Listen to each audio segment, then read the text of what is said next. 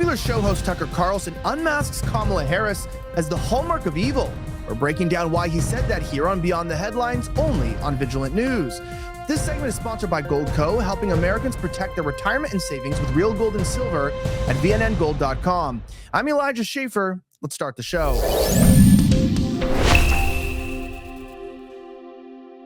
Well, Tucker Carlson has an incredible podcast, and some of the topics that they begin to talk about are hitting a little too close to home. This time, VigilantNews.com reports that Tucker Carlson unmasked Kamala Harris as the hallmark of evil. Let's talk about it. The Vigilant Fox reports that Kamala Harris wrapped up the 2024 Democratic National Convention with a deceitful yet chillingly effective speech. Despite spouting lie after lie, her delivery was so forceful that an ill-informed voter would walk away believing every word. And during a Thursday night live stream with political commentator Jason Whitlock, Carlson remarked that Kamala Harris is a far more formidable candidate than Hillary Clinton, documenting that her ability to manipulate the narrative with such confidence should alarm anyone paying attention. Now, this conversation is really interesting. Listen to what he had to say with Jason Whitlock, direct from his mouth. Watch. Consider what he intends to do if we give him power again.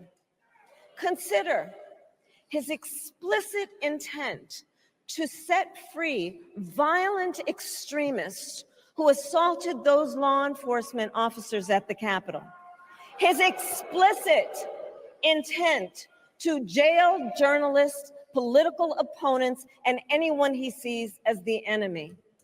Can I just interject here for a second? This woman's really scary. She could easily get elected president. She's much more skillful than I have ever seen. She's a liar on the deepest level. The things she is saying right now are not just untrue. They're the opposite of the truth, which is the hallmark of evil. She's an extremist. She'll say anything. She's much more like Gavin Newsom than I ever realized. I could go through a whole litany of why what she's saying is not true.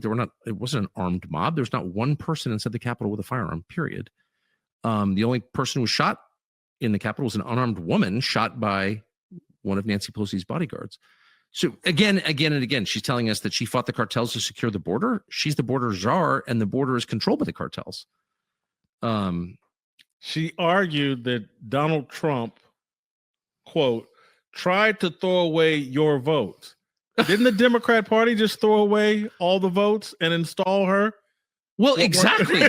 She's saying that Donald Trump will free from prison violent extremists, meaning like 75-year-old lower middle class women with diabetes, when she endorsed defunding the police and opening the prisons to allow actual criminals out, which is why the crime rate has spiked, to allow the population of Venezuela's prisons, Caracas's prisons, are now living in the United States because of her.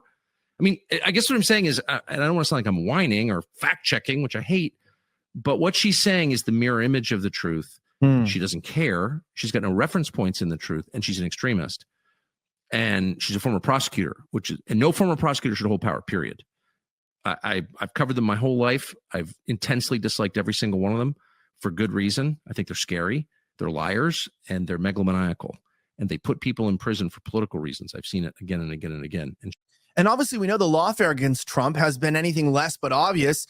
And the fact is she's going to use that prosecutory power and her doublespeak to do exactly what she did in California, where she talks about, oh, people shouldn't be in prison and in jail for nonviolent marijuana offenses. Meanwhile, she has a track record of literally putting people in prison for those offenses. It's a sort of a backtrack. Now, I want to remind you, in the midst of all this, they say that cash is king, but it's really possible. Kamala could win and rig the next election. So that cash you're holding on to might lose all of its value. That's why it's pretty simple. If you want to make sure that your retirement, your savings, your investments are backed up with something that has proven centuries of changes in the economy, you've got to get precious metals like gold and silver with Goldco. Go to vnngold.com right now, vnngold.com. You'll learn about the top-rated precious metals company and how they can help you. They have a great company, top-rated, over 6,000 five-star reviews, a whole bunch of awards, and they support this show and your right to speak freely. For my listeners, you can get up to a 10% instant match in bonus silver on qualified orders. So if you're worried about your money losing value, or you just want to buy some precious metals, go to vnngold.com. That's vnngold.com. Now, as I mentioned, it is kind of crazy, but Tucker Carlson ended up mocking the DNC and what was going on there. This is the idiocy that we're becoming accustomed to. Watch. We seem to be in the middle of a segment entitled Freedom from Gun Violence. There are isolated tight shots on pretty women in tears in the crowd is they're basically making the case that as they have spiked the crime rate, you have no right to defend yourself. But they're not quite phrasing it that way, are they? No, they're just telling you how much better life would be if there were no guns. Yeah. Without telling you how much less freedom we'll have. Yeah. Without guns. And so they'll never give the full explanation. They just want to pull at your heartstrings to start off the night of Kamala. But it's just crazy that the entire platform really comes down to, at this point, eliminating the First and Second Amendments to the Constitution of the Bill of Rights. Basically like getting rid of civil liberties and these kind of pesky speed bumps on the way to one-party rule. Tucker, you're forgetting. That's all a part of saving democracy. Getting rid of the First and Second Amendment is how you save democracy, Tucker. And by save democracy, you mean make everyone who disagrees with what we're doing shut up or go to prison. Yes. Yeah. That's such a level of democracy. That's what George Washington and Thomas Jefferson, that's what they fought for. This is the democracy that it's taken us 250 years to get here, where we can actually have what the founding fathers wanted us to have. Which is just total robotic obedience. Yeah, and that's what we become accustomed to. Now, if you like this report and you want to get more of these, make sure that you sign up at vigilantnews.com for our newsletter.